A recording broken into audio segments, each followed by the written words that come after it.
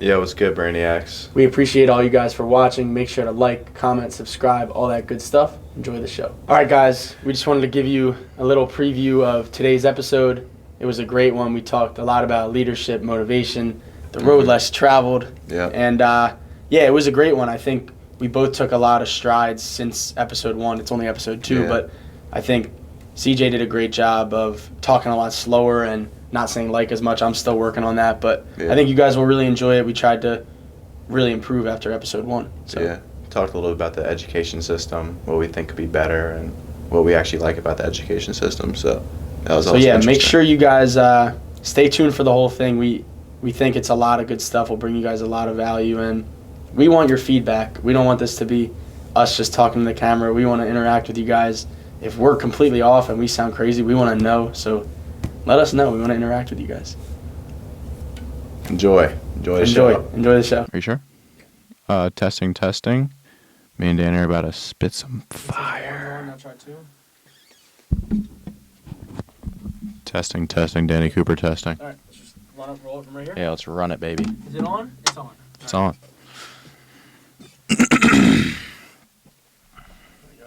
What's going on, Brainiacs? Oh my God. What's going on, Brainiacs? Welcome to another podcast. Me and Danny are excited. I think we have some good topics today. It's a new room. It's beautiful. Got the whole new setup. Look at us with the headphones Feel and the very professional. beautiful microphones and everything. Shout out Moravian again.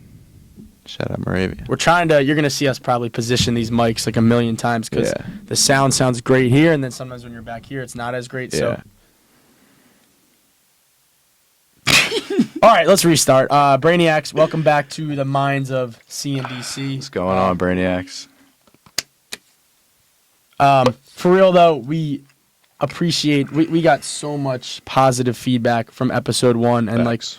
we can't even tell you guys how much it means to us. Like I always say to CJ, if we can impact just one of you guys with our messages and our content, then we did our job. So, I mean, we got people coming up to us in, just random places, people messaging us on social media. So we really appreciate the support, and we're going to keep trying to bring value and help you guys out. So. Yeah, that's where our minds are at. We just want to help. That's it. Nothing else. Yeah, and, if you haven't watched the full first episode yet, it's up on our YouTube channel. We are currently working on Apple, Spotify, all that good stuff, so you can listen to us on your long drives. We also have a TikTok page at The Minds Pod, so definitely be sure to check that out. We post a lot of short clips, so you can, if you don't want to watch the whole hour episode, you can catch those. Which you definitely should, but you can catch those clips on there. Real stuff. All right, C, what are you feeling? So we got a few things we want to talk about. We might only get to one, but the first one we're going to talk about is leadership. So Danny and I are always trying to learn about leadership. There was so much I didn't know about leadership, and there's so much I still don't, and just constantly trying to absorb more information about it, how to be the best leader, how to communicate with people, and not be too good for anything, really. So Danny can expand on some things he's learned, then I'll go back at it. Yeah, leadership is a really fascinating topic for me because my whole life I feel like I've been a leader. I've been known as like the coach on the floor type of person, and I never really thought about it that much until last year when our strength coach, Coach Long, brought it up to me and he said, "How much have you actually studied leadership?" And I kind of took a step back and I was like, I don't think ever. Yeah. And I always thought I was a good leader, but looking back on it now, I probably was not the great. I was probably a good leader, but just not the greatest. So Coach Long actually gave me a book called The Dichotomy of Leadership by Jocko Willink. You like Jocko too, but great. It really opened up my mind on just different things in terms of leadership. So, I'm striving every day to become the best leader. Right. I think it's also important when you think of leadership, a lot of times you initially think of sports or the business world. I actually had a professor here ask us, everybody in the class, who is the biggest leader in your life or who has had the most impact on your life? And I didn't think of anybody in basketball. I didn't think of a teacher. I thought of my parents. And I think a lot of times you can get so caught up in thinking it's only something to do with sports. But I think it's important for everybody to learn leadership skills because whether you know it or not, you have a direct impact on somebody's life, whether it's at work or school or wherever it is. Someone's always looking up to you, whether it's little kids, and I think knowing how to communicate with people is very important. So we have a topic about task-driven or relationship-driven. Yeah. So this is hard. I think it's big as a leader to build relationships with your guys, and sometimes you can put that before the task, or sometimes you can put the task before the relationship. So the task is whatever your goal is, right? So our goal is to win. Yeah. And to be the best team possible. And so it's hard to find the balance between having a good relationship with the guys and caring about the guys and understanding and having empathy for the guys, but also being like, at the end of the day, we have to win, right? So Danny can dive a little deeper into how do you find a good relationship between achieving the task you want to achieve, but also at the end of the day, knowing you have to have a good relationship with your guys. Yeah, it's really interesting. I heard Shaq actually on a podcast recently say that studies show the more task focused you are as a leader, then typically the relationships decrease. The more relationship driven, typically the tasks decrease. So I think, again, it's my favorite word, like that dichotomy. Right. Where how do you find that balance of like putting my arm around you, saying like I'm here for you, like right.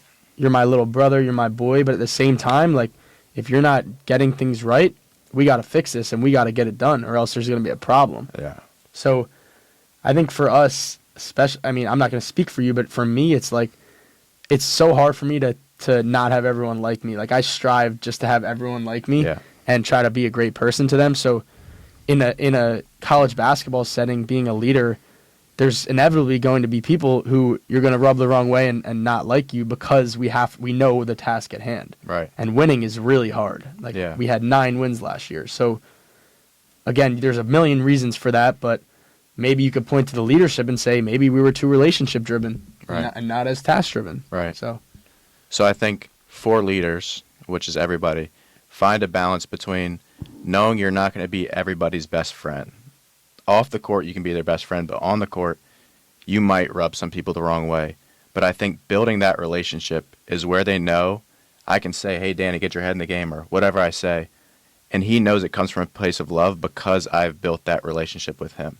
So I think begin by making relationships, and then when you have a good relationship, you can say what you need to say or do what you need to do, and those people know that it comes from a place of love, and they know your intentions are that you want what's best for them. right. So well, on that point, what are some strategies that people can do to create that relationship where if I start yelling at you, you're not like, screw Danny. You're like, Danny loves me. He wants me to get better. That's why he's on me. Because I find that a lot. I get on guys a lot. Yeah. And it's that balance between like, how do I get them to realize that it's all out of love? It's not a personal like dig at them, right? Yeah. So I think I've found it's important to show you care for them off the court and show you care about their growth on the court as well, but showing interest in them as people, asking them how their classes are going, how's their family life, relationship with girls, or like get personable with them, grow a relationship with them off the court, not just about basketball. And at the same time, you can also talk about basketball, like ask them what they're struggling with on the court, like what could make you produce more. I think a lot of times too, it's good to start with a positive. Our coach Keckler, has actually taught us this. If you start with a negative, so say I insult Danny and then I give him positives after, he'll probably block out those positives. But if I say, Danny, I see your potential, you should be on the court more, but X, Y, and Z, like you need to run the floor, you need to get in better shape, he'll hear, oh man, Danny, like I should be on the court, so I'm going to get in shape. Right. He sees someone believes in him. So I think how you word things, then also building that relationship outside of basketball is very important. Yeah. No, I agree. And I think the one thing about me and you is we're on a constant journey of self-growth, and we're going to keep striving to be the best leaders we can, and it's never going to be perfect, but I'm excited to continue growing in that aspect. Yeah. One more thing maybe about leadership is I think some people get put in a leadership role and just expect to be respected. So how, as a leader, should you gain respect, do you think? Yeah, I mean, I think the first thing is by your actions. I mean, that's a non-negotiable. So if you're a leader who's constantly preaching things, we talk about this all the time.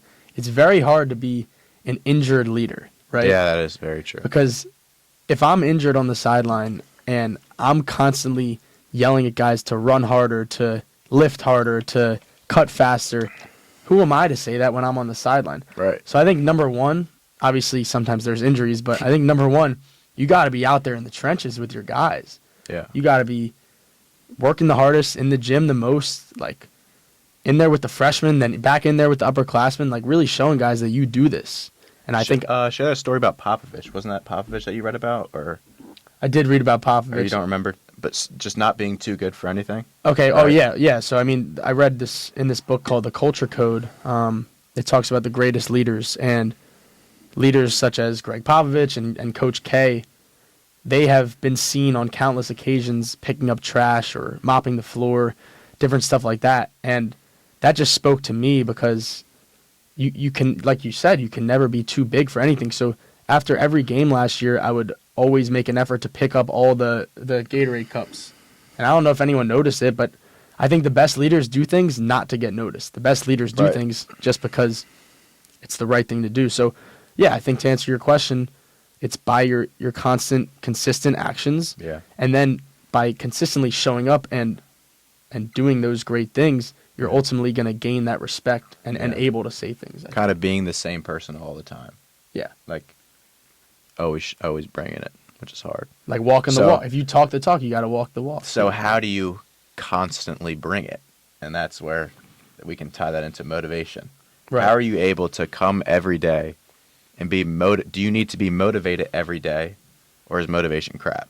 A lot of people say motivation's crap. It ebbs and flows. It's not constant, and I kind of agree with that. But does motivation exist? Yes, I think it comes when the sun is shining, when things are going good. But how are you able to be that leader, be there for everybody when things aren't going good? Who are you when the sun isn't shining and when things aren't going your way? When things aren't going, so when you're losing a lot of games, for instance, or Yeah. I think for me, it, and this could sound cliche, I guess it comes down to perspective and gratitude. It's like you could, no matter how bad things are going, you can always find a positive to look at, right? You could always say, well, I'm still blessed to be able to play the game of basketball. So yeah, we're 9-16 and we kind of stink right now, but there's people who never got the chance to play college basketball. And it's really hard to make that shift, right, but right. I think that's what's helped me at least. It's the 13-minute mark, quick 15-second intermission. We have an awesome new feature for you guys. Comment the brain emoji and a question in the comments for us. And at the end of every episode, so at the end of next week's episode, we will answer your question. Really excited about this new feature. Get back to the show. I think that's a great one. And then there's always ups and downs no matter what you're doing. So being consistent, I think, is a big one. It's easy to lose track of what got you there. Scoop Hoops, shout out Scoop Hoops. He used to always say there's ups and downs, but when things aren't going your way, don't stop doing what got you those good games, right? You had like 15 good games and one bad game, and now that you have one bad game, you're going to stop getting shots up. Like, keep doing, be consistent with what got you to where you were. So I think as a team, like, you obviously have good games, and there's things that bring you to have good games, so don't lose sight when things get rough. So I think being consistent through the storm, the best teams, no matter what happens, they're like how do you explain that? They're just very even keel, right? So Yeah. I think being consistent when it's not going well kind of shows your guys what you're really about. Well, I think that's right along the lines of being process-driven versus destination-driven, Correct, right? yeah. If the whole time we were like, oh, we're 9-14, now we can't make the landmark playoffs, then probably it'd be really hard to find motivation. And there were probably a couple practices last year where guys were questioning, like, what are we doing here? Yeah, Like, yeah. why are we working so hard? We have 1 week of the season. We have 2 games left. But if you're process-driven and you're just living in the moment and trying to better yourself every single day, like 1%, like Atomic Habits, Yeah, it's true. shout out James Clear, Yeah, I think you have more fun that way as well. None of this stuff is easy, right? Like all the stuff we're talking about, we're constantly striving to get better at, and I think you have to be different in order to accomplish these things. And the saying that we both talk about a lot is the road less traveled. Like if you want to, constantly be consistent and be a good leader and all this stuff, you got to take a different path. You're not going to be able to do what everyone else does. So, Right. CJ, just talk about that a little bit. What does the road less traveled mean to you? Yeah. So I think there are social norms, of course, and then there's just a pack of people on every team who act similar. So most of the time, if you think of practice, and a lot of this has to do with basketball, but this could be anything. Yeah. So you can take this and put it wherever you want it, but we're just describing basketball because that's what we do for the most part. But say there's practice ends, most people will go right to the locker room. Or before practice is at 6 o'clock, most people aren't getting shots up before, right? So I think the road less traveled would be don't do what most people do. Because if you do what most people do, you're going to be like most people. Same thing with who you surround yourself with. There's always that quote.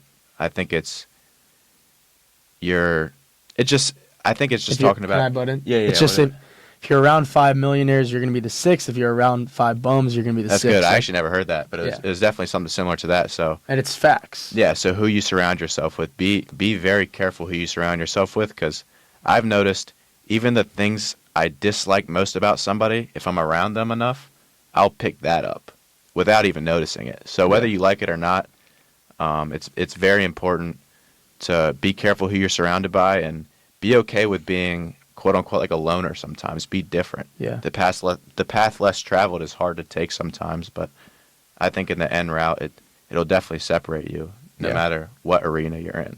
Yeah, and I kind of want to elaborate on this. Like the path less traveled hits home for me because I feel like my whole life I've done things differently. I mean, I went to Penn State my first 2 years, and I knew that was not the path less traveled. That was kind of the norm. Like I went with like probably 5 or 6 of my best friends my whole life. My brother was there, and something just felt off. I wasn't playing basketball, so I decided in the middle of my sophomore year that I was going to transfer, and I was going to come to a small Division III school called Moravian where I literally did not know one person. And to this day, I say it was the best decision I ever made because it's just, what am I trying to say? Cut. Just keep going. Yeah. Because to this day, I say it's the best decision that I've ever made because I stayed true to who I was. Right, and it takes you out of your comfort zone a little bit. You grow. You've grown as a person since you've come to Moravian, I'm guessing. Yeah, Right? and And would you have grown as much had you stayed in your comfort zone at Penn State? no, and you brought this up to me the other day. It's like finding that specific level of your comfort zone, right? Yeah. So you want to get out of it, but what were you saying? You want to get to the edge of it, So right? I'll kind of go into that. Comfort zone is a very interesting thing to me. This might be an exaggeration, but I kind of think about it. You're either expanding your comfort zone or it's shrinking. So it's constantly in movement. So there's an edge of where we're all comfortable. And I think it's very important to find things every day that make you uncomfortable, whether it's a little thing. Say you're unsocial, saying hi to 5 people. So finding something that takes you out of your comfort zone, but not pushing too far into it to where you're crash and it's not sustainable. There's things like 75 hard and monk mode that are very cool things, but you can't sustain that. Right. Or most people can't sustain that for a 12-month period. Right. So it's important to go right past that edge, right? And that's where the sustainable growth comes. But if you're too far on the other side of the spectrum, if you're too far into no uncomfortable actions, there will be no growth, right? So I think about it as someone who think about a gym bro, right? Someone who's at the gym every day. That's good, right? Your muscles will grow, but are you growing? You're comfortable being in the gym.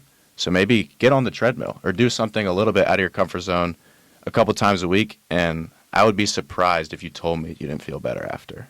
Yeah. Yeah, and I would say, I have empathy for people who are afraid to get out their comfort zone.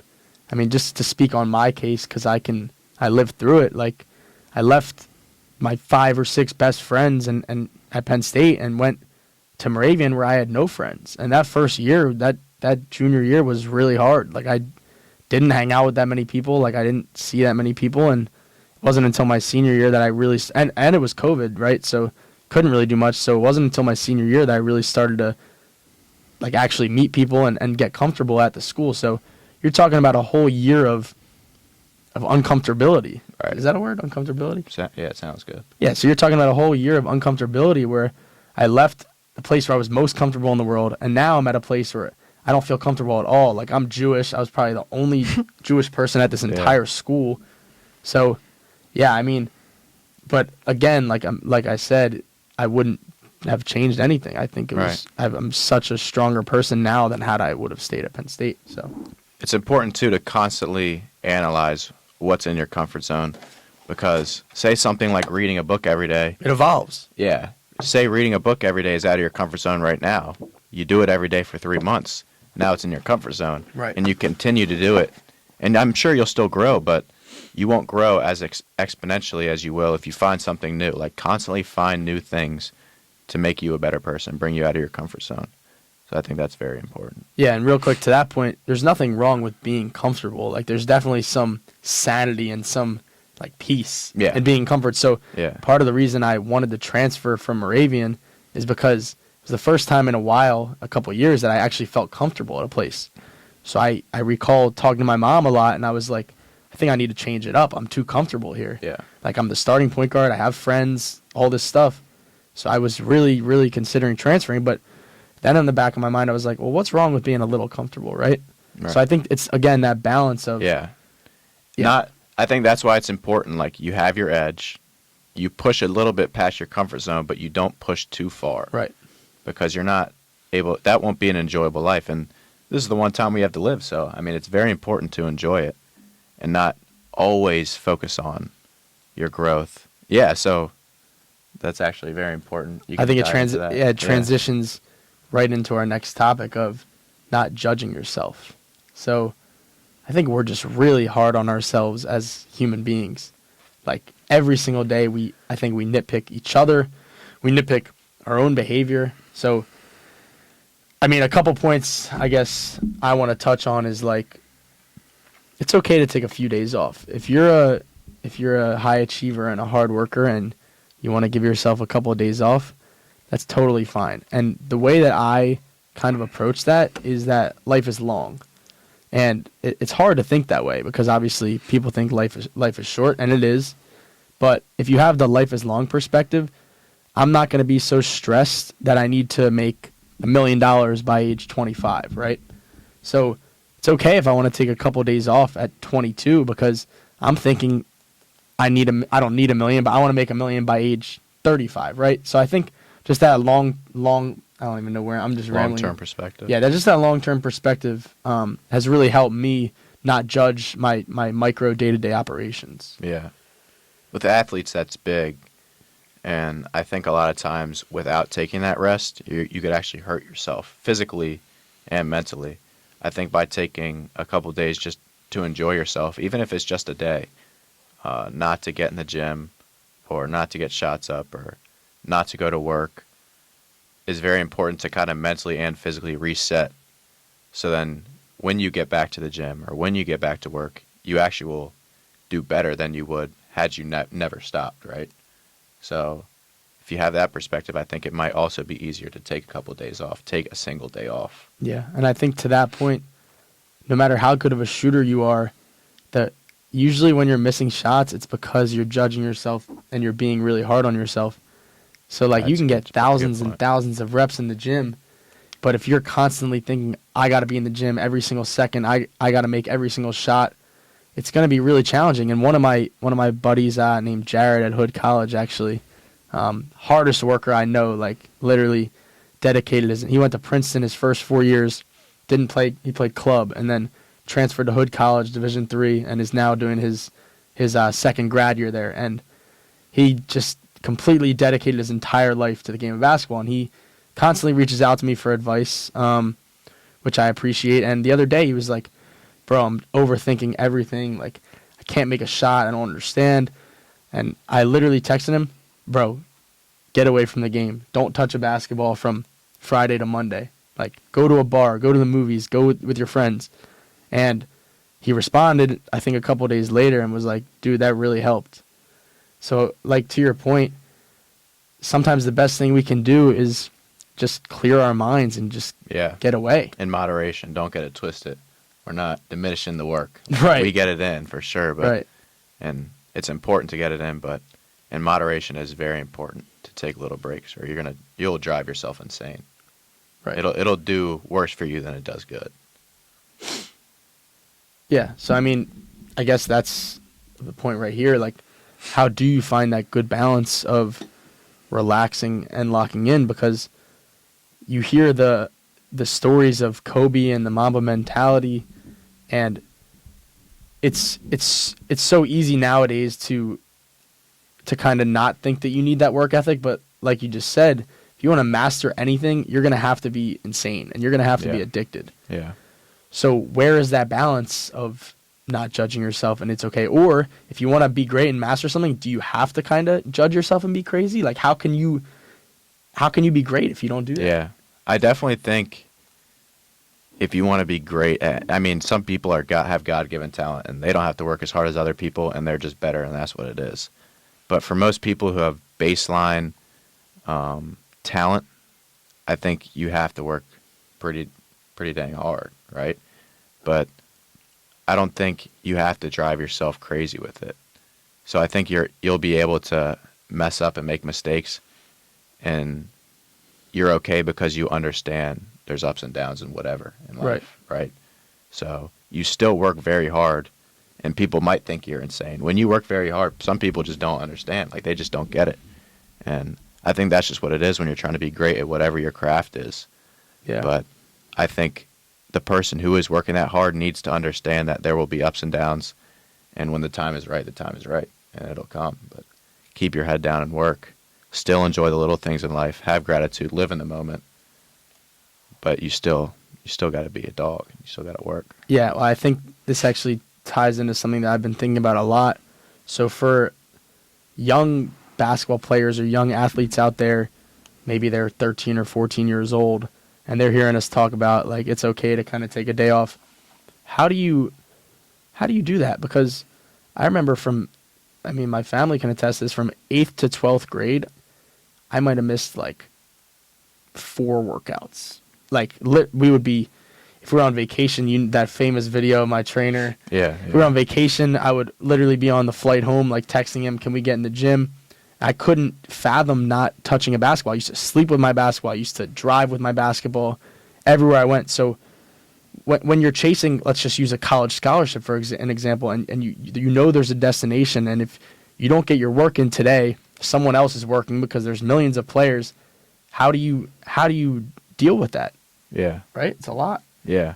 And I think education is very important. So if you are educating young kids, if you're teaching young kids that that's how it needs to be, then that's how they're going to be, right? If you teach young kids that you have to work every day, 3 times a day to be great, then that's what they're going to do. But if you teach kids you can work your butt off Monday through Saturday, and then Sunday have a productive recovery day, whatever that means, and you teach a kid what that is, and you teach them that by having that on Monday, you'll be fresh and you'll have a better week than someone who worked Monday through Sunday. Right. And that's their perspective, right? But if all we're fed is this Mamba mentality, and like all these people are like, you can't have any days off, I think that's, in my opinion, it's kind of unhealthy. Right. Mentally and physically. So if you teach a kid the importance of recovery, right? You can have a mental workout. I think they've done, maybe we won't put this in there because I don't actually know the exact science behind it, but they've done studies where they'll have someone get 500 shots up, and they'll have someone get 500 or 250 shots up, and then make 250 in his head, and like visualization. I've seen stuff like that. Yeah, something like that where you don't have to be on the court as much. You can preserve your body. Younger kids, it's a little different. Younger kids can do a lot and recover very fast. But especially when you get a little older, like, the importance of recovery is very important. So I think informing kids about they don't have to be on the court 5 times a day, every single day. Right.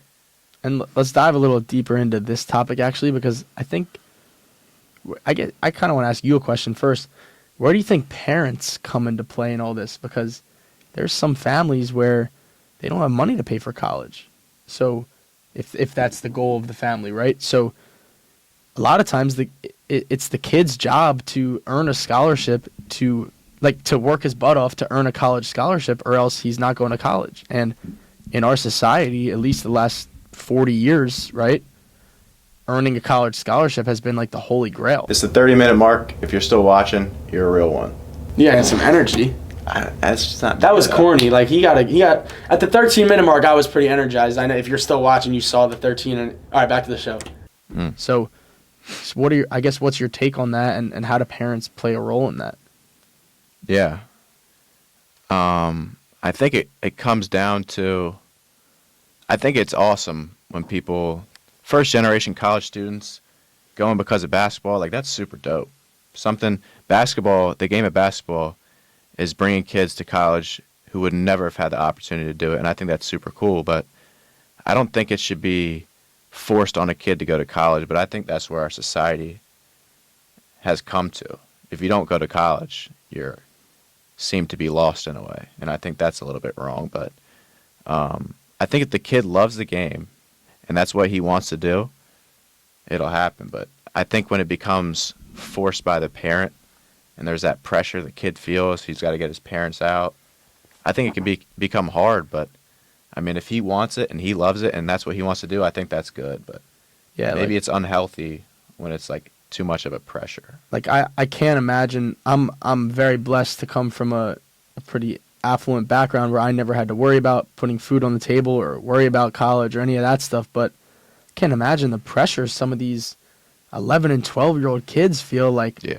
I gotta get a scholarship so I can go to college. I gotta make the NBA so I can, like, retire my mom. Like, I have so much empathy for those situations because I just can't imagine. And we don't realize how blessed we are. Yeah. To have a lot of people have their parents pay for them for college. I mean, I think that's really cool. Yeah. But I think so many kids feel pressure to go to college because of how the society is, and I think it's becoming less and less of a thing, but I think it would be really cool to see people don't go to college and they don't get frowned upon. So, I mean, what do you think about the whole school system and how if you don't go to school, or like, what are you doing? Like, you're a bum, and it's not as bad anymore, but yeah. I think it would be cool if it weren't structured. Yeah, so we're both really passionate about this. We talked earlier how growing up we always like dreamed of creating different school systems.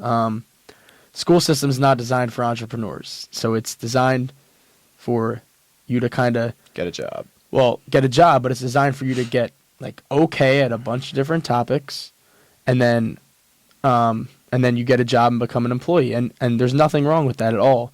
And I think there's pros and cons to everything, right? So we definitely need school in our society. If the parents are at work, you got to send the kids somewhere, right? So yeah, that's a good point. It's going to be at school. The hard part is school is pretty much a cookie cutter system. So if you're different, if you get bad grades when you're young, you're told that you're going to be a failure, kind of to your point. Like right. And so is someone who gets bad grades in school a bad kid? Like you look at kids who get bad grades in elementary school, and you're like, oh, that's a bad kid. That's a bad kid. Yeah. Like, no, maybe he's just different. Right. And maybe there could be an education set up for these types of kids that they would flourish in, right? Yeah, and I think super interesting. If you're a school administrator or watching this, or you're involved with a school, I think the thing you really need to ask yourself is, what year is it? It's 2022. Yeah. It's not 1980. And I talked about this with you earlier. I have a deep understanding now for administrators and professors and teachers who don't kind of get the new era because they didn't grow up with it. So it's not their fault. The last 20 years with the internet, everything completely changed. So the curriculums in schools now, in high schools and college, are from probably the 1950s, 60s, 70s, 80s, right? And it's being taught for probably the majority by 40s, 50s, 60s, 70-year-olds. These people did not grow up as kids with iPhones and Macs and iPads and computers. So I would argue the most important thing that kids can learn nowadays is the internet. How to market on the internet, There's a million ways to post make money on social the media, internet. how to do eBay, just a million different things. But the common denominator is that the teachers who are teaching it don't know that stuff themselves.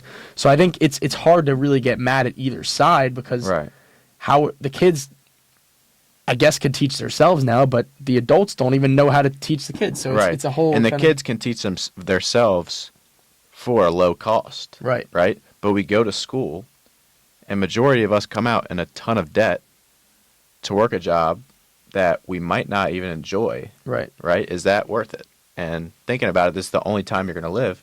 Is that something you would want to do for your entire life? Like, that's school and work will fill up 80% of your life. Yeah. You retire, and then you have, what, like 30 years?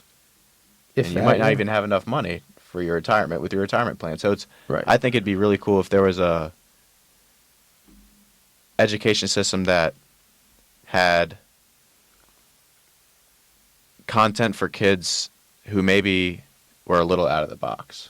Right. Right? Who don't want to be a lawyer, doctor, or I think even in the business world, accountant, all that stuff. This is interesting, but I think even in the business world, school's not necessary.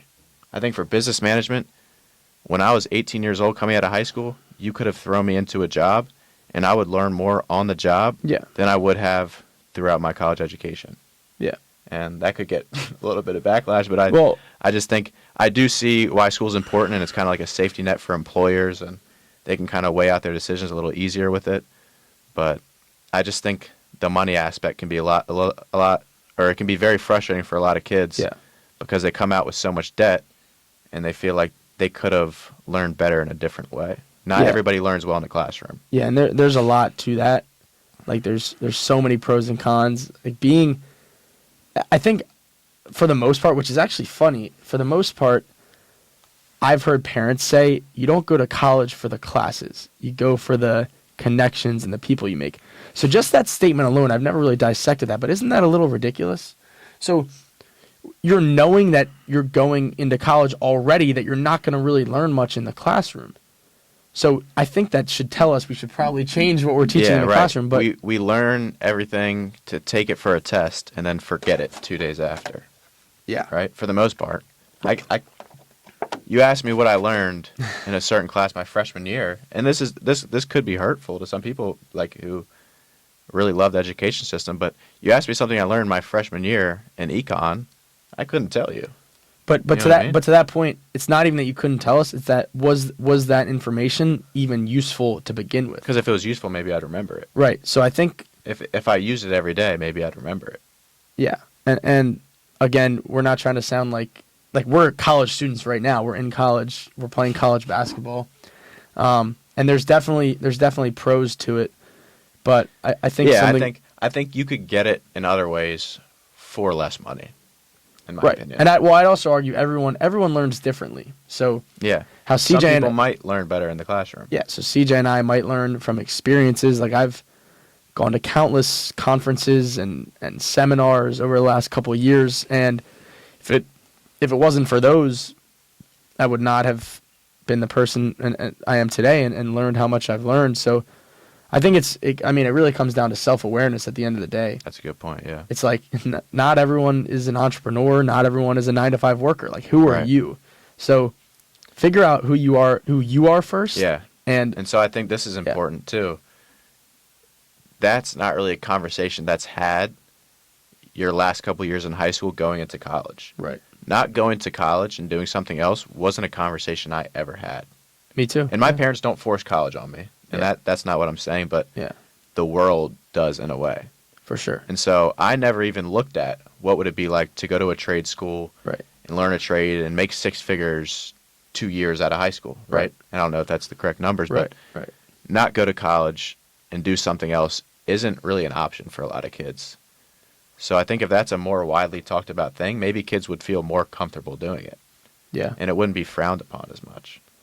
Yeah, it's really hard because you get the junior year is the big test year. You get the ACTs, the SATs. You got to prep for college. You get all the teachers. And I know there's probably a lot of teachers out there who are discouraging kids and saying, and there's a lot of great teachers as well, but there's probably some teachers out there who are discouraging kids and saying, like, you better get your act together, or if you don't go to college, you're going to be screwed. Right. So, and I think that ties in with being different and the road less traveled. Even if we made this a more common thing to not go to college, would kids be willing to do it because all their friends are probably going to college? So it might take a while to evolve into something that would be a common thing for kids, not to go to school and be comfortable not going to school and not care what people think and think that they're a bum because they're not going to college. Might take a long time. Yeah, and But I think if it gradually got to that point. Yeah, I mean, the last kind of thing on this topic is like both sides need to evolve. The colleges themselves, I think, need to get, number one, more affordable. Number two, they need to change their curriculum to the 2022 world that we live in, not the 1984 world that it was probably constructed on. Right. And then also society needs to do a better job of educating what are the options. You can go to a trade. You can go to college. You can travel the world. You can start your own business. You can create content online. You can resell stuff on eBay. Like there's so many different options. But I think I feel like we've talked about this before. As a young kid, you don't know your options until you're kind of exposed to them. Right. It's like the reason I travel so much is because I try to get exposed to so many things. And if you stay it's like the person who will stay in their hometown their entire life. And some people might love that, but there might be a whole other world out there that they don't even know about. Right. So. Right. Yeah, that's a good point. Something I'm passionate about. That's a good point. If the community educates these kids better, that there are more options. Otherwise, that's all they know, like you said. How would they know any better? Right. That's all you tell them. That's good. Yeah. I think we got through most of our topics. Do we want to expand on anything or kind of talk about anything else? That was fun. We just spit, like it just pause.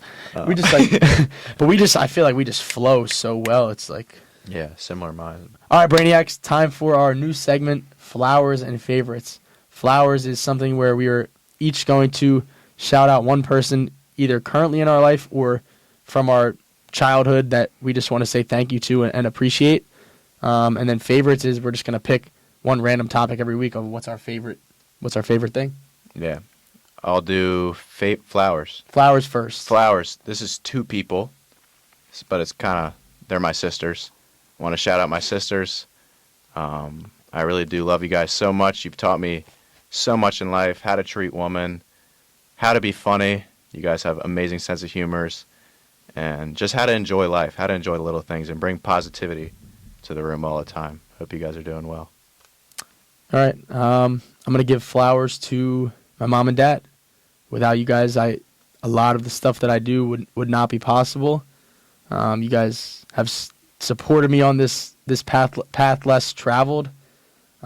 Very different than a lot of other kids, and you guys have been in my corner from day one and supported it not only like mentally and emotionally, but also helped me financially. So yeah, I could not have done it without you guys. I appreciate it.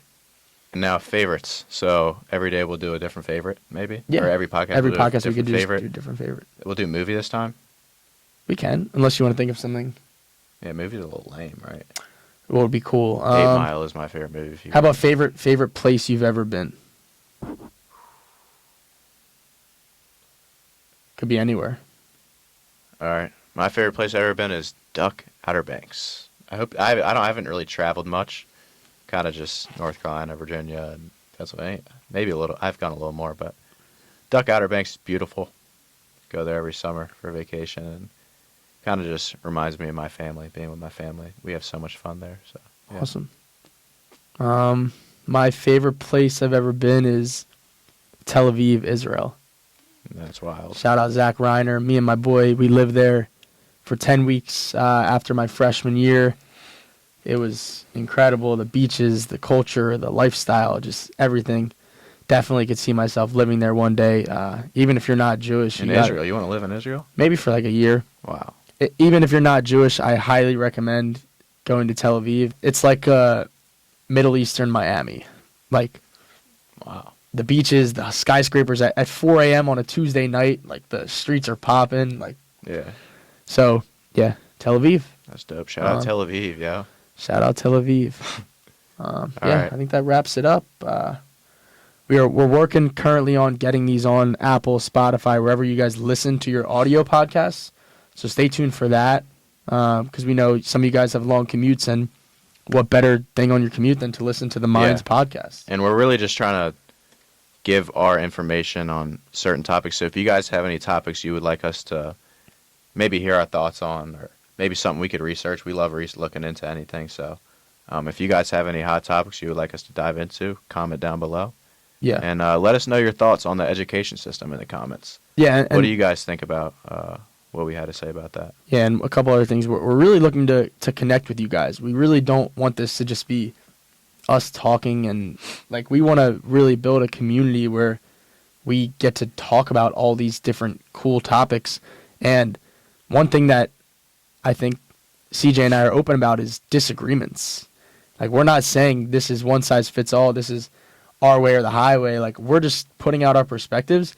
We want to hear your perspectives as well. If you completely disagree with us and you're like, these guys are crazy, we want to know that, because maybe by you saying that, it'll change our perspectives. We're open. Yeah, we're open-minded for sure. So, yeah, I mean, that's all, but we'd love to hear your feedback. Come up to us if you see us and let us know what you think. Yeah. All right, Brainiacs. All right, Brainiacs. Is that what it's going to be? Peace out, Brainiacs. Peace out, Brainiacs. Let's get it. Man, that's so fun. That's so fun. That was really good. You think? Yeah, dude, that's great. I feel like you got a lot better at, like, you talked slowing down? Yeah. I didn't say like as much, right? You talked, like, much slower. I tried.